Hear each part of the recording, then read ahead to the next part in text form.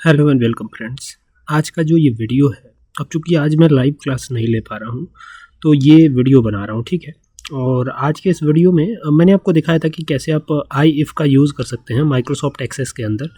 Access के अंदर आई if का यूज़ करना बड़ा इजी है, मैंने आपको दिखाया भी था। मैं दोबारा से उसी माइक्रोसॉफ्ट एक्सेस को ओपन कर लेता हूँ, ठीक है ना। मैं दोबारा से उसी माइक्रोसॉफ्ट एक्सेस को ओपन करता हूँ और उसी पर हम देखेंगे चीज़ों को, ठीक है। तो सबसे पहले एक्सेस को ओपन करते हैं, तो यहाँ से चलेंगे, स्टार्ट बटन पे क्लिक करेंगे और यहाँ से एक्सेस को ओपन करेंगे। तो यहाँ मैं टाइप कर लेता हूँ एक्सेस, और एक्सेस को टाइप करके एंटर करेंगे।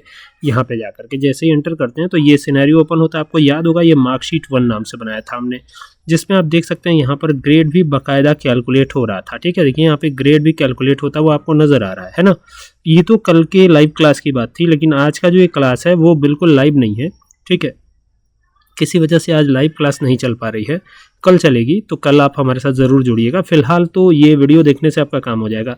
स्विच फंक्शन को पूरी तरह से इसी वीडियो से आप सीख जाएंगे, ठीक है। तो स्विच कैसे यूज़ करेंगे, तो सबसे पहले क्रिएट पे जाइए, ठीक है।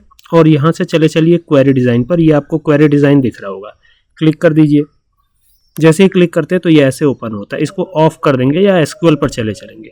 ये आ गया एसक्यूएल पर, और ये जो पुराना रिजल्ट डाटाबेस है इसको हटा देंगे हम। यहाँ पर देखिए बाय डिफ़ॉल्ट लिखा हुआ आ रहा है सेलेक्ट, हटा दीजिए इसको। सेलेक्ट का कोई काम नहीं है, हम खुद से लिख लेंगे, खुद से टाइप कर लेंगे। तो हम यहाँ पे लिखते हैं फिर से सेलेक्ट, ठीक है, लिख लिया। गैप देंगे, गैप देके क्या करना है, गैप देके यहाँ पर हमको देना है ना। अब चूँकि हमारे पास एक टेबल होनी चाहिए जिसमें जो है नेम हो, ठीक है, नेम के अलावा मार्क्स भी होना चाहिए, उसके आधार पर ही तो ग्रेड कैलकुलेट करेंगे। तो अभी हम क्या करने वाले हैं, एक टेबल बनाने वाले हैं। तो लिखेंगे यहाँ पे create table, TABLE, create table. फिर टेबल का नाम दे देते हैं, जैसे हमने मार्कशीट दिया था तो ये मार्कशीट 2 कर देते हैं। तो ये हो गया मार्कशीट 2, ब्रैकेट को ओपन कर लेंगे और यहाँ पे दे देंगे रोल नंबर। क्या दे देंगे, ROLL, रोल अंडरस्कोर नंबर दे दिया। और इसका डेटा टाइप दे देते हैं इंट, ठीक है, इंट दे दिया। फिर कॉमा लगा देंगे। कॉमा लगाकर क्या करना है, कॉमा जैसे ही लगाते हैं तो यहाँ पे नेम ऑफ स्टूडेंट आएगा। तो देखिएगा गैप मत दीजिएगा, अंडरस्कोर लगा के लिखिएगा। तो ये हो जाएगा नेम ऑफ स्टूडेंट, ठीक है। और यहाँ पर डेटा टाइप जो होगा वो वैर कैर रख लेंगे, वैर कैर, ठीक है। ये हो गया वैर कैर। साइज हम 30 दे देते हैं यहाँ पे, कॉमा कुछ और भी दे सकते हैं, ठीक है। नेम की लिमिट मैंने थोड़ी ज़्यादा रखी हुई है, ठीक है। बड़ा नाम भी हो तो भी इसमें एडजस्ट हो जाएगा, है ना। अब बात करते हैं हम मार्क्स की, ठीक है। मार्क्स की सीधे मैं मार्क्स कर लेता हूँ यहाँ पे। और मार्क्स का जो डेटा टाइप होगा उसको क्या रखेंगे, ठीक है। सवाल यह है कि मार्क्स का डेटा टाइप जो होगा उसको क्या रखेंगे। तो यहाँ पे हम रख लेते हैं फ्लोट, FLOAT, फ्लोट, है ना। तो ये फ्लोट रख लिया है। और मार्क्स का डेटा टाइप क्या रखेंगे, फ्लोट रखेंगे। तो यहाँ पे ध्यान दीजिएगा, मार्क्स का डेटा टाइप फ्लोट रखना है। यहाँ पर ये चीज़ नहीं आएगी, ये ध्यान दीजिएगा। ये यहाँ पर देखिएगा, ये यहाँ पे देखिए क्रिएट टेबल, टेबल का नाम यहाँ पे देना था। तो मार्कशीट हमने दिया था MARKSHEET, ठीक है। तो ये हो गया। अब बाकी यहाँ पे फ्लोट डेटा टाइप रखना है हमें। तो यहाँ पर देखिएगा ध्यान से, फ्लोट, FLOAT, फ्लोट, ये कर दिया फ्लोट। अब यहाँ पे टर्मिनेशन दे दीजिएगा। टर्मिनेशन देने से टेबल तैयार हो जाएगी आपकी।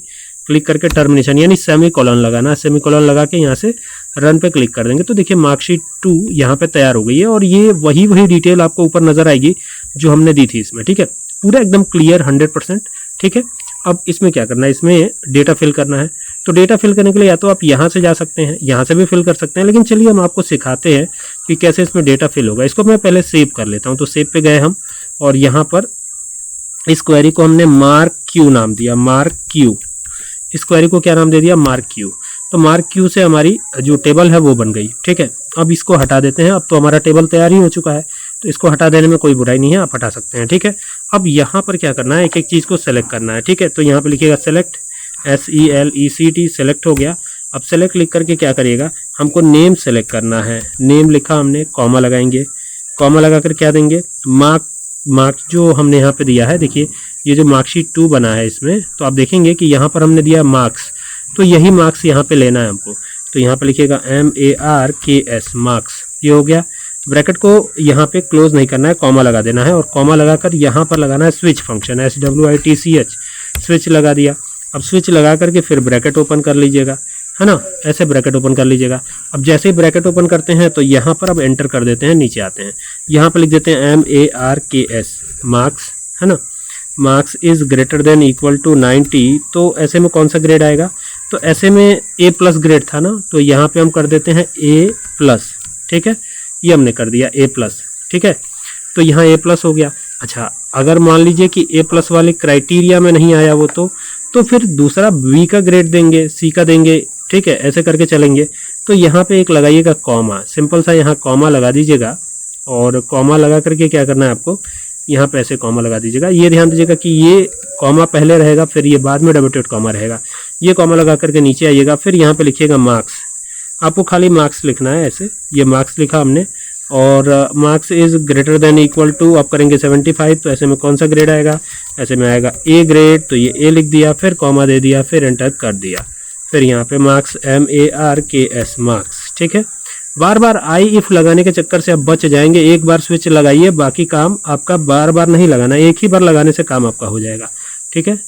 तो ये हो गया, और यहाँ से ऐसे, और 65 कॉमा डबल डॉट कॉमा में क्या दे देंगे, यहाँ पे दे देंगे बी ग्रेड, ये हो गया बी, ऐसे, ठीक है।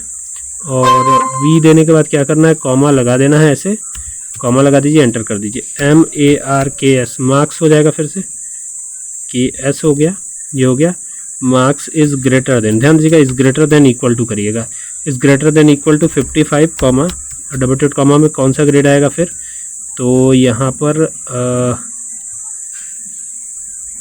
पे क्या कर देते हैं, marks is greater than equal to, तो यहाँ पर देखिएगा ध्यान से ज़रा, इसको हटा देते हैं, यहाँ पर आएगा बी ग्रेड, तो ये बी ग्रेड दे दिया हमने। और ये ध्यान रखिएगा कि इन दोनों के बीच में थोड़ा गैप ज़रूर दे दीजिएगा, ठीक है। यहाँ पे आइए, ये एकदम ऑब्वियस रहेगा, पता चलेगा। फिर यहाँ पे करिएगा मार्क्स MARKS मार्क्स, बी हो गया, तो यहाँ सी आएगा ना, बी तो आएगा नहीं, फिर सी आएगा, तो यहाँ सी लिख दीजिएगा, सी ग्रेड हो गया, ठीक है। सी के बाद क्या करना है, अब हमको डी ग्रेड देना है, तो यहाँ पे फिर नीचे आएंगे, marks is greater than equal to करेंगे, और 50 पे कौन सा ग्रेड आएगा, तो यहाँ पे आएगा डी ग्रेड, डी ग्रेड आएगा। और अब देखिए ये आई इफ वाला फंक्शन तो है नहीं, तो यहाँ पर कहानी ये है ना कि जितना तक देना है पूरा जाएंगे, ठीक है, ऐसा नहीं है कि वहीं तक जाके रुक जाएंगे या लास्ट में 2 कंडीशन हो जाएगी, ऐसा कुछ नहीं है, ठीक है।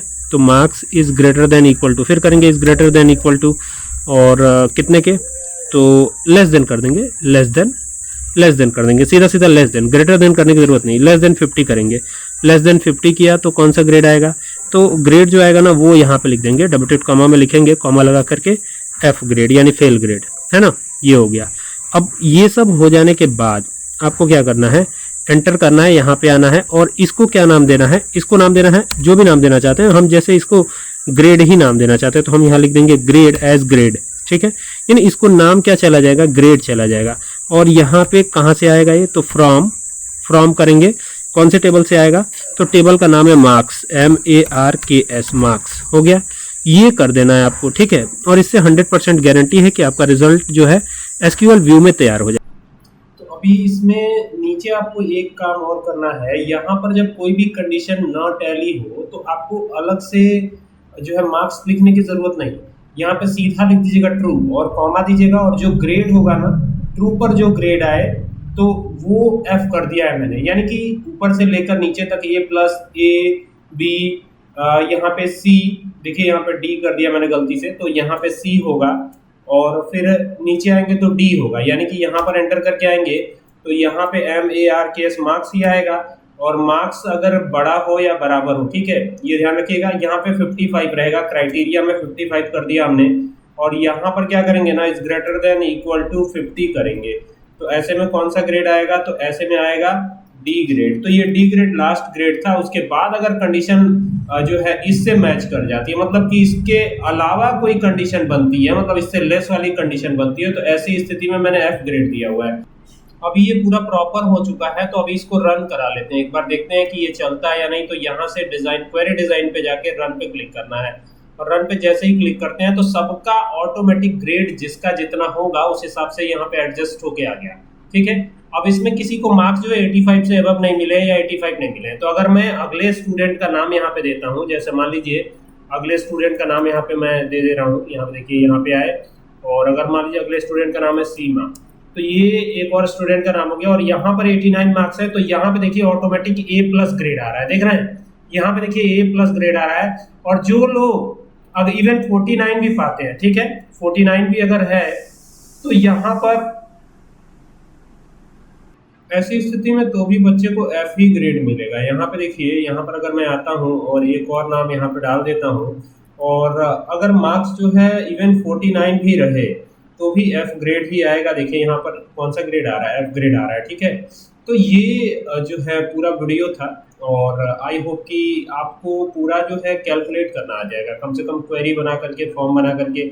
और ये रिजल्ट जो सॉफ्टवेयर बना हुआ है, ये तो जो है हमने उसकी मदद से बनाया था, सिंपल क्वेरी लगा करके। इसमें कोई एसक्यूएल क्वेरी नहीं हमने लगाई थी, लेकिन ये वाला जो है ना पूरा का पूरा एसक्यूएल क्वेरी की मदद से बना है। और उम्मीद करता हूँ कि ये जो एसक्यूएल क्वेरी है वो आपके लिए काफ़ी हेल्पफुल होगी। अगर आप एसक्यूएल क्वेरी लगाते हैं तो आपको माई एसक्यूएल में भी काफ़ी ज़्यादा हेल्प मिलेगी, या अगर आप एसक्यूएल सर्वर यूज़ करते हो तो उसमें भी क्वेरीज वगैरह लगाने में आपको काफ़ी हेल्प होगी। तो चलिए मिलते हैं नेक्स्ट वीडियो में, तब तक के लिए keep watching. Thank you for watching this video.